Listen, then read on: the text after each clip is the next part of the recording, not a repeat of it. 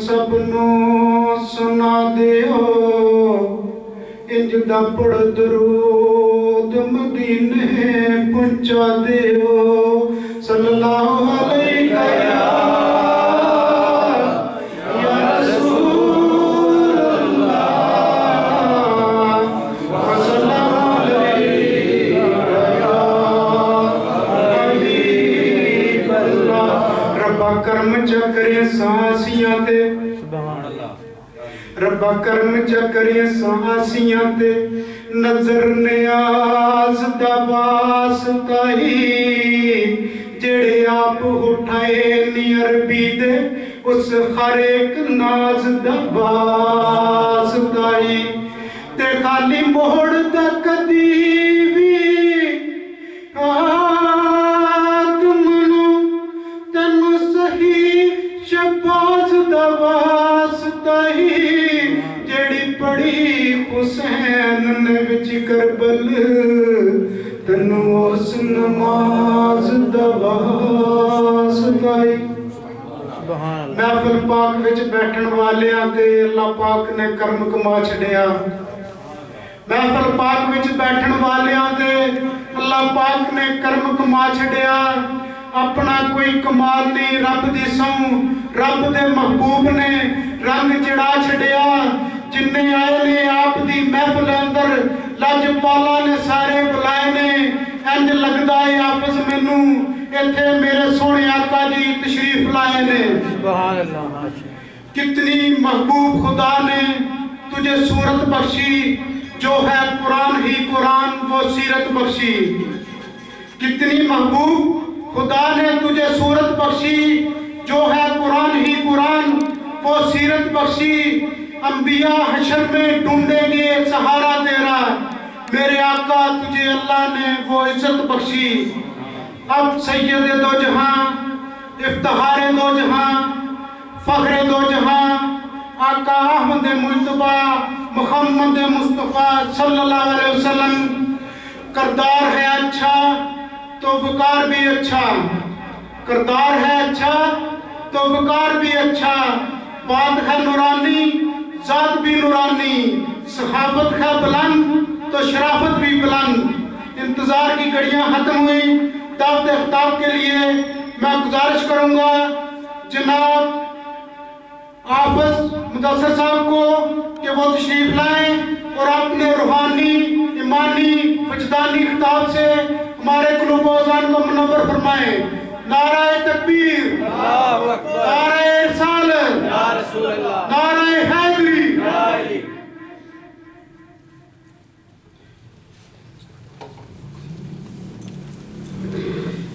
السلام علیکم ورحمۃ اللہ وبرکاتہ الحمد للہ رب العالمین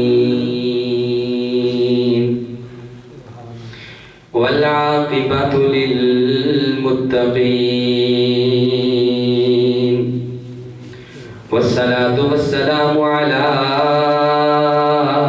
سید الرسل وخاتم الانبیاء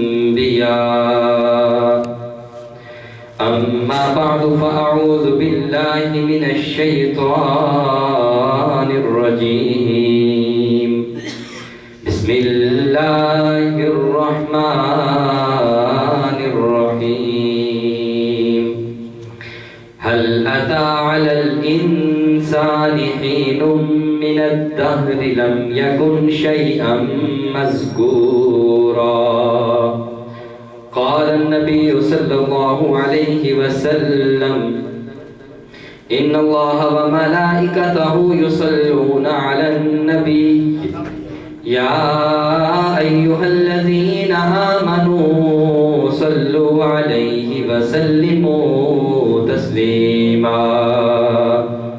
محبت کے ساتھ انتباہ پڑھ دیجئے الصلاة والسلام عليك يا سيدي يا رسول الله وعلى آلك وأصحابك يا نبي الله اس طرح نہیں عاشقوں کا محفل عاشقوں کی مجلس ہے اور آقا کے غلاموں کی محفل ہے دیوانوں کی محفل ہے تو دیوانوں کی طرح کی بارگاہ میں درود و سلام پڑھیں گے.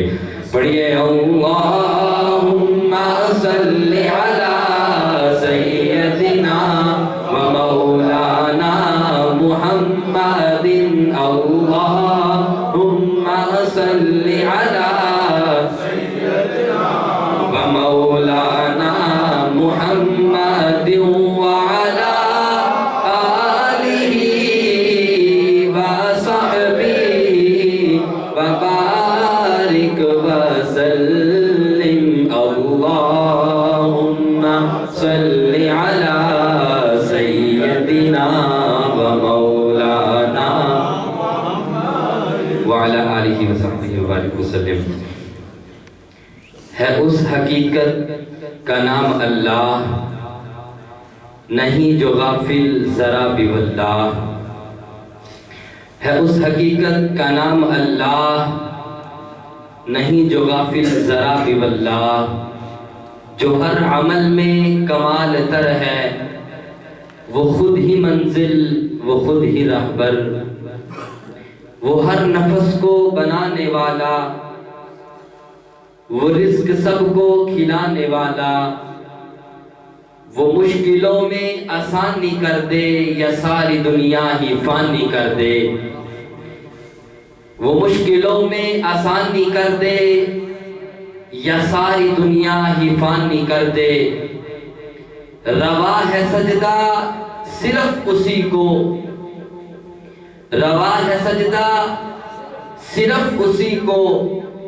غرور سجدہ صرف اسی کو. وہ سارے کونوں مکان کا مالک، وہ سارے کونوں مکان کا مالک. وہ ساری دنیا کا ایک خالق. وہ پتھروں سے نکالے چشمے، وہ پانیوں پہ بنائے نقشے. وہ پتھروں سے نکالے چشمے، وہ پانیوں پہ بنائے نقشے. روا ہے سجدہ صرف اسی کو، غرور سجدہ صرف اسی کو. اکیلا بس لا شریک وہ ہے، اکیلا بس لا شریک وہ ہے. غلط میں ہوں ٹھیک وہ ہے. شیرازی اپنی تو بدلی کایا، جو نام اللہ زباں پہ آیا.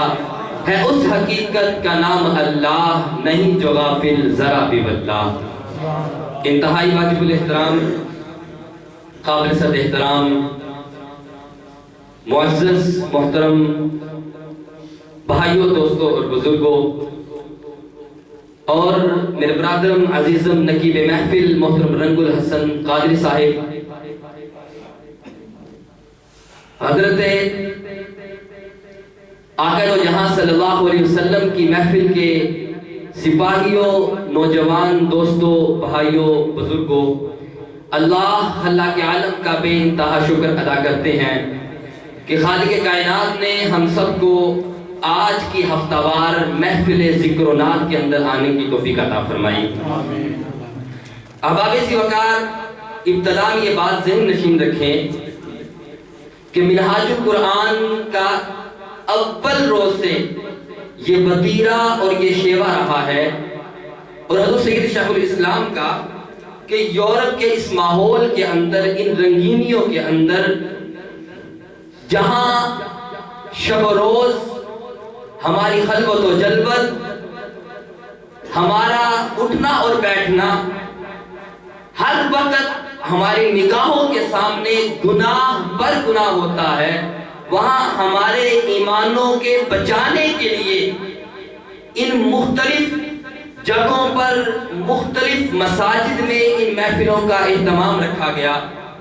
یہ احسان ہے شیخ الاسلام کا ہم پر کہ یورپ کے ان ماحول کے اندر بیٹھ کر ہم ہفتے کے بعد ایک دن اپنے گناہوں کی معافی مانگنے کے لیے ان گھروں میں خدا کے حضور آ کر سجدہ حضور ہم گڑگڑاتے ہیں، منت کرتے ہیں، سماجت کرتے ہیں کہ خدا ہمارے ہفتہ بھر کے گناہوں کو معاف فرما دے.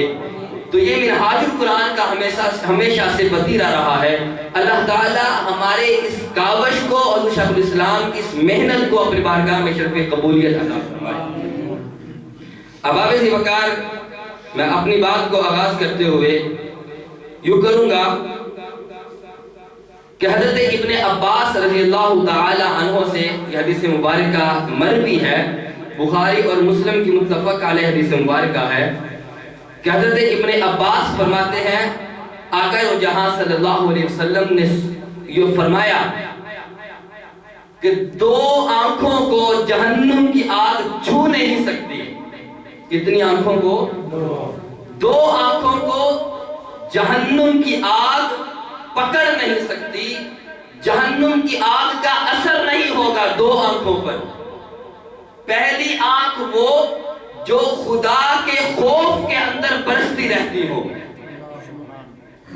جن کو خشیت الہی کی معرفت مل جائے، جن کے من کے اندر خدا کا خوف رچ اور بس جائے، جن کے تن اور من کے اندر خدا کی گرفت، خدا کی پکڑ کا خوف پیدا ہو جائے اور آنکھوں سے آنسو برس پڑے، اس آنکھوں پر خدا کی آگ اثر نہیں کرتی، پہلی بات۔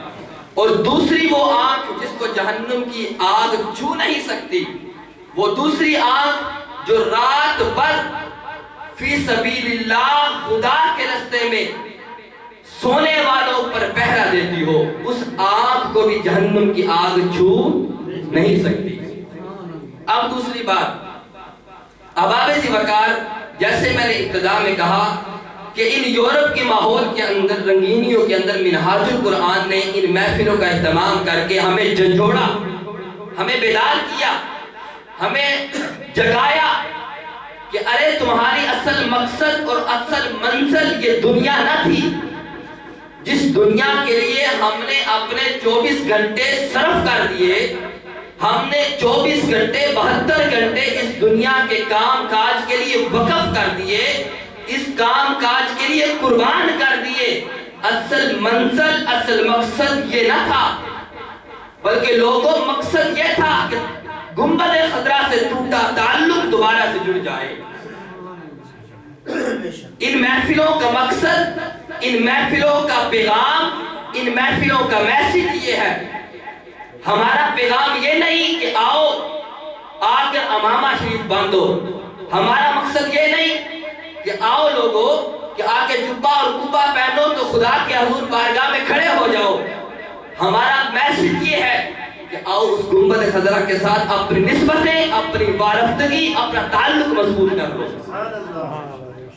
حضرت موسیٰ علیہ السلام کے خوف خدا کا عالم یہ تھا، حضرت موسیٰ علیہ السلام کے اندر مشیت الہی کا ڈر اتنا تھا، پرانے وقتوں میں جب کسی کو خدا کا ذکر کرنا ہوتا وہ دور جنگلات کا رخ کر لیتا، بیابانوں کا رخ کر لیتا، پہاڑوں میں جا کر خدا کا ذکر کرتا۔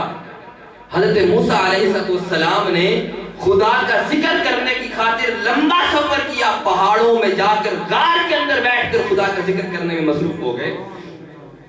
کچھ عرصہ گزرا، گھر میں پریشانی ہوئی، ہر وقت حضرت موسیٰ علیہ السلام اپنی آنکھوں کے سامنے اپنی موت کو رکھا کرتے، اپنی موت کو یاد کرتے۔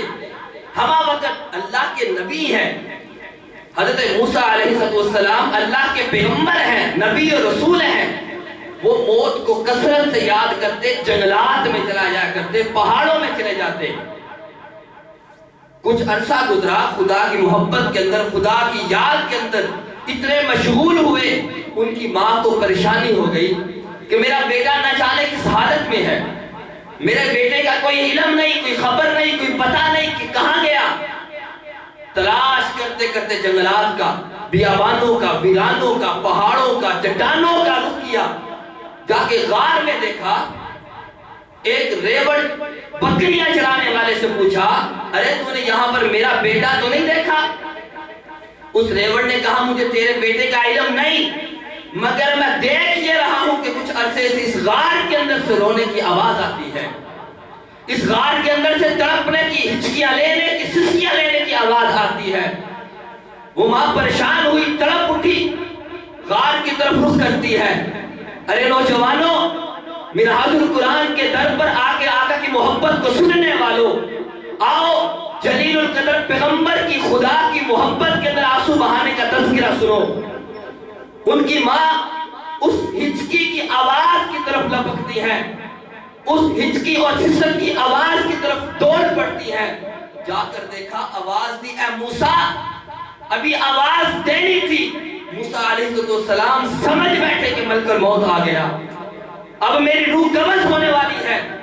حضرت موسیٰ نے پیچھے دیکھا نہ تھا، تڑپ کر کہا اے ملک الموت ابھی میری روح قبض نہ کرنا، میں نے اپنی ماں کو دیدار کروانا ہے، میں نے اپنی ماں کا پتہ کرنا ہے، وہ بڑی پریشان ہوگی۔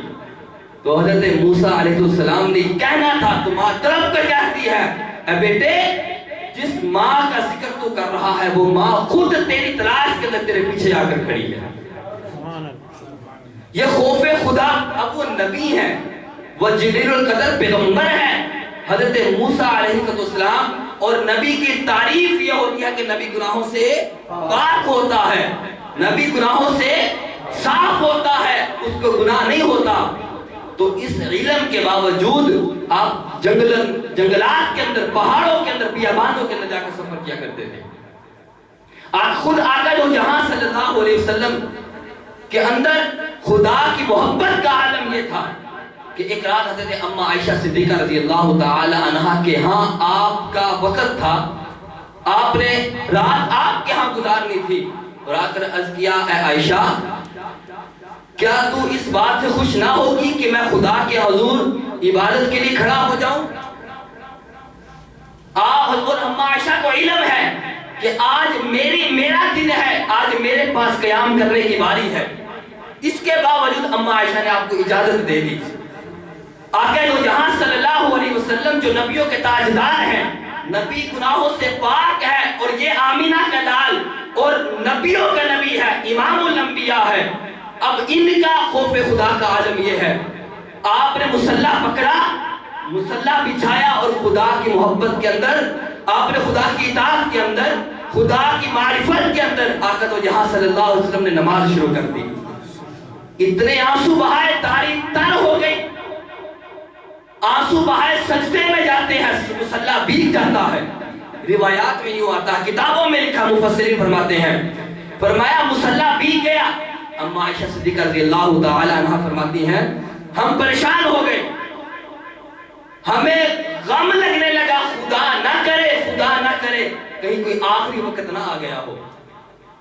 آقا تو جہاں اس قدر روئے، اور آپ اما عائشہ صدیقہ رضی اللہ تعالی عنہ نے صبح بیدار ہو کر آقا سے پوچھا کہ فدا کا ابی و امی یا رسول اللہ صلی اللہ علیہ وسلم، ہمیں بتائیں کہ کس غم کی وجہ سے آپ مصلی پر بیٹھے ہیں، آپ تو نبی ہیں، خدا تو آپ سے راضی ہو گیا۔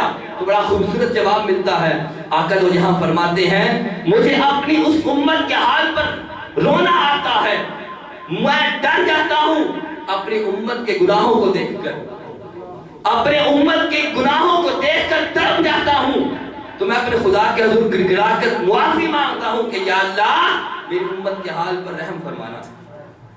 اب قیامت کا دن ہوگا، حباب سی وقار، قیامت کا دن ہوگا، آقا جو جہاں صلی اللہ علیہ وسلم سجدے کی حالت میں ہوں گے۔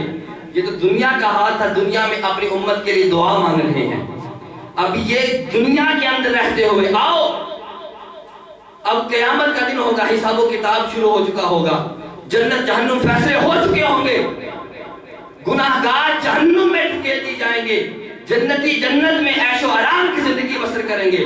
آقا تو جہاں صلی اللہ علیہ وسلم سجدے میں گرے ہوں گے، رب کائنات کے حضور دعا کریں گے، مولا میری امت کے حال پر رحم فرما۔ توجہ، اب اس امت کے بارے میں دعا فرمائیں گے، رب کائنات فرمائے گا پیغمبر جا خود جہنم میں جا کر ان اپنے امتیوں کو نکال کے جنت میں ڈال دے جن سے تو راضی ہوتا ہے۔ وَلَسَوْفَ يُعْطِيكَ رَبُّكَ فَتَرْضَىٰ، کہ اے پیغمبر ہم تمہیں اتنا عطا کریں گے کہ تو راضی ہو جائے گا۔ اب سجدے کی حالت میں آمینہ کا لال پڑا ہے، جہنمیوں پر مہر لگ چکی کہ یہ جہنمی ہے، اب رحمت کائنات، رحمت للعالمین قیامت کے دن اپنی شفاعت کے ساتھ سجدے میں گرے ہوں گے، مرنے کے بعد سجدہ فرض نہیں ہے، مرنے کے بعد سجدہ وہ نفلی عبادت بھی گنی جاتی ہے۔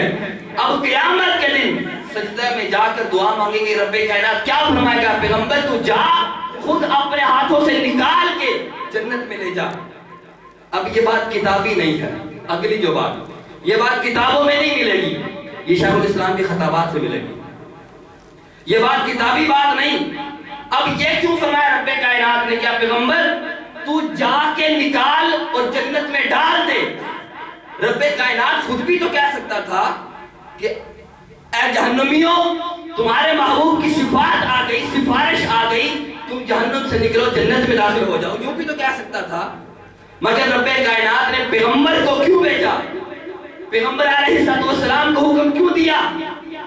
اب شیخ الاسلام فرماتے ہیں یہ بات کتابی نہیں۔ اگر آقا دو جہاں صلی اللہ علیہ وسلم کو نہ بھیجا ہوتا، اگر آپ کو نہ بھیجا ہوتا تو کوئی جہنم سے باقی کر جنت میں چلا جاتا تو کوئی کہہ سکتا تھا کہ جناب والا میں نے فلاں حج کیا تھا، اس حج کی وجہ سے میری آج نجات ہو گئی۔ کوئی کہہ سکتا تھا کہ جناب والا میں نے امامہ شریف باندھ کر رکھا، اس سنت کی وجہ سے خدا نے آج مجھے جہنم سے آزادی عطا کر کے جنت دی ہے۔ کوئی کہہ سکتا تھا کہ جناب والا میں رات کی تنہائیوں میں سجدے میں گر کر خدا کے حضور توبہ و استغفار کرتا تھا، خدا نے میری توبہ کے صدقے سے مجھے جہنم سے آزادی عطا کر دی۔ کوئی یہ کہہ نہ دے، رب کائنات نے بترانا چاہا تھا، رب کائنات پیغام یہ دینا چاہتا تھا، لوگو تمہارے یہ اعمال تمہیں جہنم سے نہیں نکال سکتے، اگر نکالنے والا ہے تو میرا مصطفیٰ ہے۔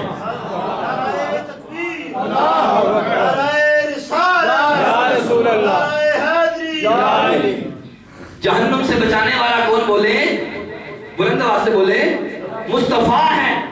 جہنم سے بچانے والا آمینہ کا لال ہے۔ جہنم سے ہمارے ہمیں یہ اعمال نہیں بچا سکتے۔ کوئی کہے جناب والا کہ ہم امامہ شریف باندھتے ہیں، ہم جبہ پہنتے ہیں، ماتھے پر محراب نہ ہو، ہم مسلمان نہیں سمجھتے، تو جناب والا آقا تو جہاں کے صدقے سے ہماری جہنم سے آزادی ہوگی۔ تو دوستان محترم، یہ پیغام ہے آقا تو جہاں صلی اللہ علیہ وسلم کی محبت کا۔